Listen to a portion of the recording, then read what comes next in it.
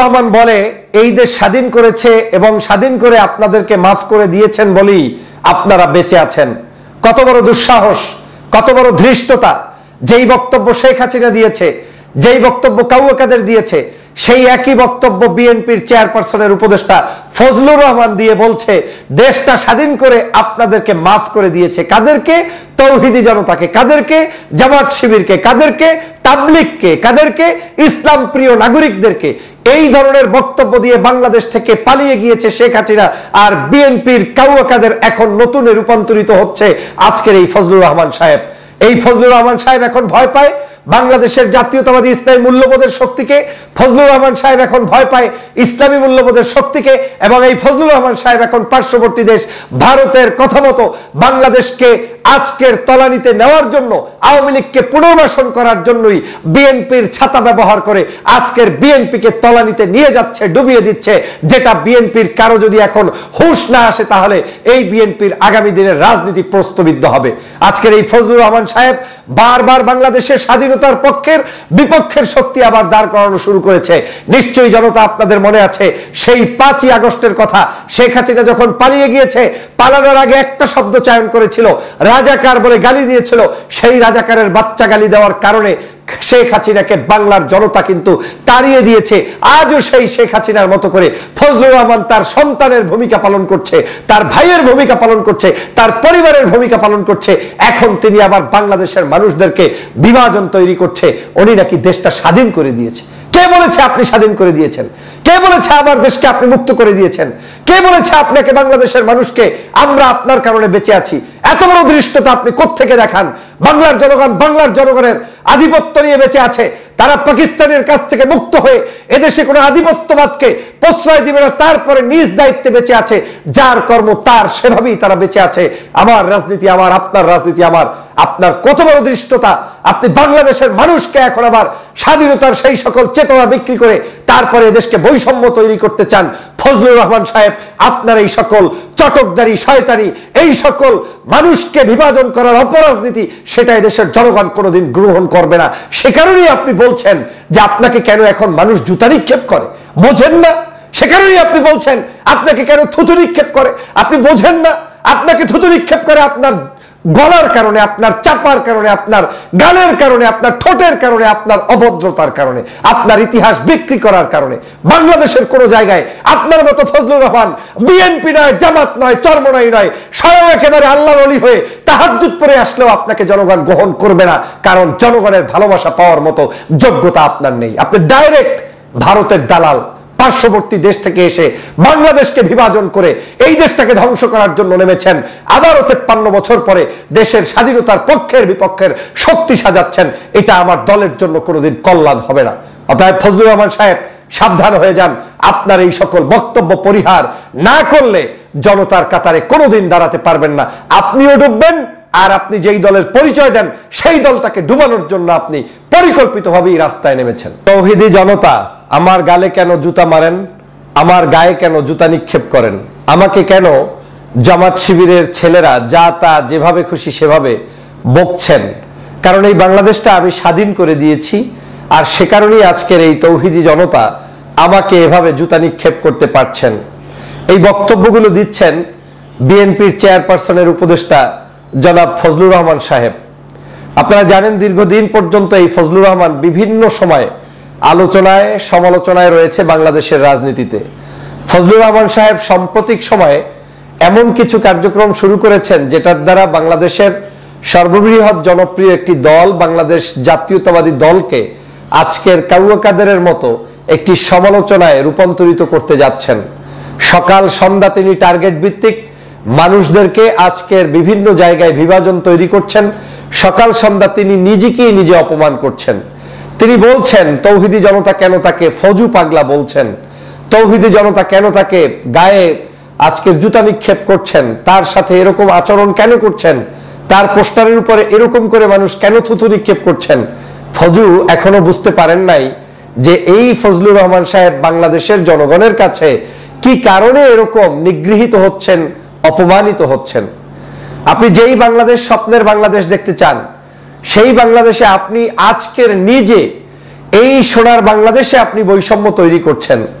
5ই আগস্টের পরে বাংলাদেশকে আপনি একটি বিশেষ টার্গেট নিয়ে আজকের এই বাংলাদেশটাকে ধ্বংসের জন্য নেমেছেন। বাংলাদেশের মানুষের মূল্যবোধকে আপনি ফজলুর রহমান সাহেব ধারণ করতে পারছেন না, লালন করতে পারছেন না বলেই আপনার কাছে ধারণা হয়েছে যে দেশের তৌহিদি জনতা কিংবা সাধারণ মানুষ আপনাকে পছন্দ করে না। আপনি মুক্তিযুদ্ধকে বিক্রি করে তারপরে আজকের বাংলাদেশের মানুষের সহানুভূতি পাওয়ার জন্য চেষ্টা করে যাচ্ছেন, কিন্তু বাংলাদেশের মানুষ যেই চেতনায় মুক্তিযুদ্ধ করেছে সেই চেতনা আর আপনার চেতনা এক নয়। বাংলাদেশের মানুষ কখনোই ধর্মবিদ্বেষী নয়, বাংলাদেশের মানুষ কখনোই ইসলাম বিদ্বেষী নয়, বাংলাদেশের মানুষ কখনোই ইসলামী সভ্যতা সংস্কৃতির বিরুদ্ধে নয়, বাংলাদেশের মানুষও কোনোদিন তাফসির মাহফিলের বিরুদ্ধে নয়, তাবলিগের বিরুদ্ধে নয়, পীর মাশায়েখদের বিরুদ্ধে নয়। কিন্তু আপনি ফজলুর রহমান সাহেব এই গত কয়েক মাস পর্যন্ত টার্গেট ভিত্তিকে দেশের তাবলিগকে অপমান করেছেন। আপনি বলেছেন তাবলিগে জঙ্গি তৈরি হয়। আপনি টার্গেট ভিত্তিক বাংলাদেশের সাধারণ জনগণকে বিভাজন করার জন্য আবারও সেই মুক্তিযুদ্ধের ইতিহাস টেনে এনেছেন এবং মুক্তিযুদ্ধের ইতিহাসকে বিক্রি করে আবার নতুন করে জামাত শিবিরের উপরে চাপিয়ে দেওয়ার চেষ্টা করছেন। আপনি বাংলাদেশের সাধারণ জনগণকে আবার ট্যাগ লাগানোর রাজনীতি শুরু করেছেন, রাজাকার, আলবদর, আল শামস। আপনাকে দেখলে মনে হয় শেখ হাসিনা তার একজন যোগ্য উত্তরসূরি বাংলাদেশে রেখে তারপরে পালিয়ে গিয়েছে।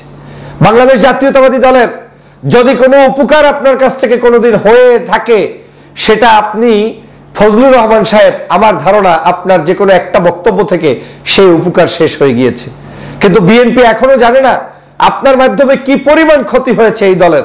সেটা বিএনপির সাধারণ কর্মীরা ছাড়া, সাধারণ মানুষ ছাড়া, আপনার পাশে ঘুরঘুর করা মানুষগুলো বুঝতে পারবে না, জানতে পারবে না। কারণ এদেশের মানুষের চিন্তা চেতনা একদিক আর আপনার কার্যক্রম আরেক দিক। আপনাকে নিয়ে আজকের বাংলাদেশের মানুষ এখন ট্রোল করছে কেন?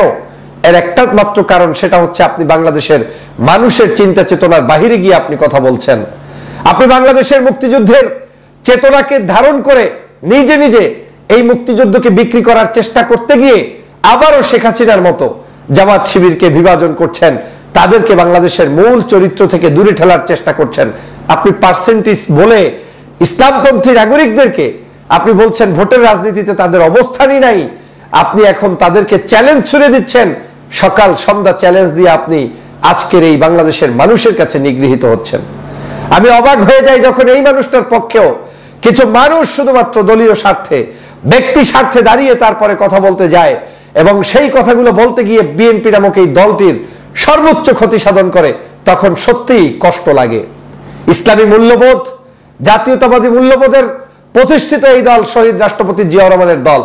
কিন্তু এই দলে যদি কখনোই কেউ ইসলামের পক্ষে কথা বলে, ধর্মের পক্ষে কথা বলে, তখনই তাকে আপনার ট্যাগ লাগিয়ে ভিন্ন চরিত্র দিয়ে দেওয়া হয়। কিন্তু একই সময়ে যখন ইসলামকে কটূক্তি করে, ধর্মকে কটূক্তি করে, আমাদের সভ্যতা কালচারকে কটূক্তি করে ফজলুর রহমান সাহেব দিন রাত এই ধরনের কথা বলে চলেছেন, তাকে এখন পর্যন্ত বহিষ্কার হয় নাই, তাকে এখন পর্যন্ত করা তো হয় নাই, এমনকি সতর্কতাও জারি করা হয়েছে বলে আমার মনে নেই। গতকালকেও দেখলাম তিনি বাংলাদেশের বিভিন্ন জায়গায় মন্তব্য করতে গিয়ে তৌহিদি জনতাকে আজকের দোষারোপ করছেন। আপনি বিবেকের কাছে প্রশ্ন করুন যে তৌহিদি জনতা আপনাকে জুতা নিক্ষেপ কেন করে, তৌহিদি জনতা কেন আপনার কপালে জুতা মারেন এবং এই জুতা মারার জন্য আপনি কতটুকু দায়ী, এটা ফজলুর রহমান সাহেব আপনাকে নিজে অবলম্বন করতে হবে, এটা আপনাকে বুঝতে হবে। বিএনপি জামাতের কর্মীরা আমাদের এত বকাবকি করে কেন, এই প্রশ্ন আপনি যখন তোলেন তখন আপনাকে মনে রাখতে হবে বিএনপি জামাতের কর্মীরা আপনাকে এরকম করে, জামাত শিবিরের কর্মীরা আপনাকে এরকম করে বকাবকি করছে না। জামাত শিবিরের কর্মীরা বকাবকি করছে না, করছে বাংলাদেশের সাধারণ জনগণ, কারণ আপনি এই বকাবকির যোগ্যতা অর্জন করে ফেলেছেন। ফজলুর রহমান সাহেব, আপনি বাংলাদেশে কিছুদিন আগে বাংলাদেশের তাফসির মাহফিলগুলো হওয়াকে কেন্দ্র করে আপনি মন্তব্য করে জনগণের কাছে নিকৃষ্ট পাত্রে রূপান্তরিত হয়েছেন। আপনি কোন মুখে বলেন যে দেশে গান বন্ধ হয়েছে, বিভিন্ন ধরনের আপনার কি বলে পূর্বের সংস্কৃতি বন্ধ হয়ে গিয়েছে, এখন মোড়ে মোড়ে ঘরে ঘরে তাফসির মাহফিল, এটা নাকি আপনাকে খুব কষ্ট দেয়, আপনাকে 21শে ফেব্রুয়ারিতে কষ্ট দেয়, 26শে মার্চে কষ্ট দেয়, এখন আর সেই আপনার আগের সেই গান চলে না, এখন মানুষ হেলিকপ্টারে করে আলেমদেরকে নেয়। আপনারা তো জ্বলন্তি কেন, আপনারা তো জ্বলছে কেন? এই মানুষগুলো বাংলাদেশের মানুষ, বাংলার মানুষরাই তাদেরকে ডেকে ডেকে টাকা দেয়, হেলিকপ্টারে নেয়, সেটা তো সংস্কৃতির অংশ। অতএব তাদের সাথে আপনি যদি তার বাজিয়ে তারপরে উল্টো পথে হাঁটতে গিয়ে নিজে নিজে অপমানিত বোধ করেন, তাহলে তো আর কিছু করার নেই, কারণ আপনাকে বাংলাদেশের মানুষ উপেক্ষিত করেছে। এবং আমি চ্যালেঞ্জ দিয়ে বললাম, বাংলাদেশের প্রত্যেকটি জায়গায় যদি এমনও হয় যে 300 আসনেও বিএনপির প্রার্থী নির্বাচিত হবে, আপনার আসলে আপনি নির্বাচিত হতে পারবেন না। ধানের শেষ না দাঁড়িপাল্লা নিয়ে আসলেও পারবেন না, কারণ আপনার এই বক্তব্য, এই শব্দচয়ন বাংলার জনগণ পছন্দ করে না। এদেশের মানুষকে রাজনীতি করতে আপত্তি নেই, মানুষের রাজনীতি থাকতে হবে। বিএনপি রাজনীতি করবে, শহীদ জিয়ার আদর্শ প্রচার করবে, খালেদা জিয়ার ত্যাগ তিতিক্ষা প্রচার করবে, অভাব নাই। কিন্তু আপনি সেই সকল লাইনে না দৌড়িয়ে পার্শ্ববর্তী রাষ্ট্রের একটি পরিকল্পনায় আপনি পরিকল্পিতভাবে এই দলকে ডুবানোর জন্য নেমেছেন। আমি যদি একটু খোলাসা করে বলি, ফজলুর রহমান সাহেবদের মাস্টার প্ল্যান হচ্ছে বাংলাদেশে আওয়ামী লীগকে নতুন করে পুনর্বাসন করা, এবং আওয়ামী লীগ এবং বিএনপি যে একই জিনিস, এটা এস্টাবলিশ করার জন্যই ফজলুর রহমান সাহেবদেরকে নামানো হয়েছে। এদেরকে প্রশ্রয় দেওয়ার মানে গণতন্ত্র না। যেই বিএনপির নেতাকর্মীরা ভাবেন যে একটি বিশাল দল, এখানে সব থাকবে, তাই বলে পাগল থাকবে, তাই বলে যা ইচ্ছে তাই বলবে সেই মানুষ থাকবে, সেরকম মানুষ থাকলে বিএনপির যে দশা এখন হয়েছে, আরো কিছুদিন অপেক্ষা করলে আরো করুণ পরিণতিতে দিকেই ধাপিত হতে হবে। আসল মানুষদেরকে চেনার চেষ্টা করুন, দেশপ্রেমিক নাগরিকদেরকে চেনার চেষ্টা করুন, ধর্মপক্ষে, এই দেশের নাগরিকদের পক্ষে, জাতীয়তাবাদী মূল্যবোধের পক্ষে, ইসলামী ধর্মীয় মূল্যবোধের পক্ষের মানুষগুলোকে প্যাট্রোনাইজ করুন।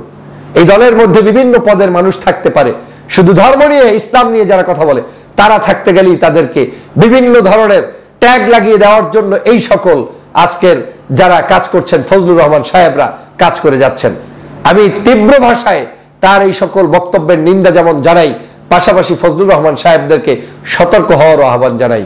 বাংলাদেশে এখন পর্যন্ত ভালো আছেন, আপনার মতো কয়েকজন ব্যক্তি এখন রাজপথে নেমে নেমে বিভিন্ন জায়গায় কটূক্তি যেমন করছেন, আমাদের বাংলাদেশের মানুষের মধ্যে বৈষম্য তৈরি করছেন। আপনারা তো ভয় কেন? আপনি যদি বাংলাদেশের জনগণের আবেগ অনুভূতিকে শ্রদ্ধা করতে না পারেন, তাহলে আপনি কিসের রাজনীতি করবেন? আপনি বাংলাদেশের মানুষের সেই কৃষ্টি কালচার সভ্যতাকে আপনি উড়িয়ে দিচ্ছেন কেন? এদেশে মাহফিল বাড়লে আপনার সমস্যা কি? এদেশে তাবলিগ বাড়লে আপনার সমস্যা কি? এদেশে হেলিকপ্টারে আলেম চললে আপনার সমস্যা কি? এদেশে এখন আপনার ভয় কেন? ফজলুর রহমান সাহেব, আমি স্পষ্ট করে বলতে চাই, আপনি এখন শঙ্কা প্রকাশ করছেন, তৌহিদি জনতা আপনার গালে এখন জুতা নিক্ষেপ করবে, আপনার পোস্টার ছিঁড়ে ফেলবে, আপনার গায়ের উপরে থুতু নিক্ষেপ করবে, আপনার ভয় লাগছে। আপনি এখন ব্লেমের রাজনীতি শুরু করেছেন, জামাত শিবির আপনাকে কেন গালি দেয়, এভাবে করে বক্তব্য দিয়ে চলেছেন। আমি মনে করি ফজলুর রহমান সাহেব, আপনাকে শুধু জামাত শিবির আর তৌহিদি জনতা না, বাংলাদেশের প্রত্যেকটি মানুষই আপনাকে এখন চরমভাবে ঘৃণা করে, কারণ আপনি ঘৃণার কাজগুলো এই গত কয়েক মাস পর্যন্ত করেছেন।